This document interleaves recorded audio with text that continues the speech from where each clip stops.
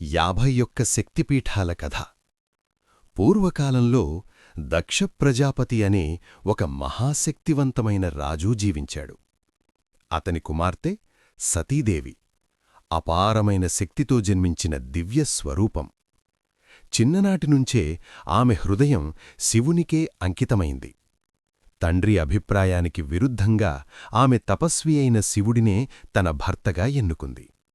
కాని దక్షుడికి శివుడు అంగీకారయోగ్యుడు కాలేదు.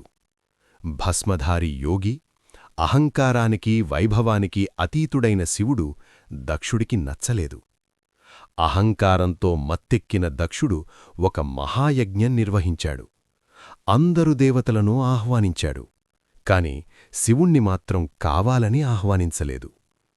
ఆహ్వానం లేకపోయినా సతీదేవి యజ్ఞానికి వచ్చింది.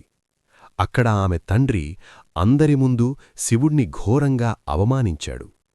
తన భర్తకు జరిగిన అవమానాన్ని భరించలేక సతీదేవి ఇలా ప్రకటించింది: నా స్వామిని అవమానించే మాటలు వినే ఈ శరీరంతో నేను జీవించను అని చెప్పి ఆమె యజ్ఞాగ్నిలో ఆత్మాహుతి చేసుకుంది. సతీదేవి మరణవార్త తెలిసిన శివుడు అపారమైన దుఃఖంతో, కోపంతో లోకాలను కంపింపజేశాడు.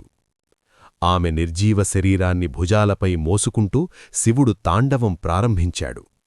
ఆ తాండవం ముందు సర్వసృష్టి భయంతో వణికిపోయింది. సృష్టిని రక్షించేందుకు విష్ణువు జోక్యం చేసుకున్నాడు. తన సుదర్శన చక్రాన్ని ప్రయోగించాడు. సతీదేవి శరీరం 51 దివ్య భాగాలుగా విడిపోయి భూమిపై వివిధ ప్రాంతాల్లో పడింది. ఆ పవిత్ర స్థలాలే 51 శక్తిపీఠాలుగా ప్రసిద్ధి చెందాయి. అక్కడ అమ్మవారు శక్తిరూపంలో వెలిసింది. శివుడు భైరవుడిగా నిలిచాడు.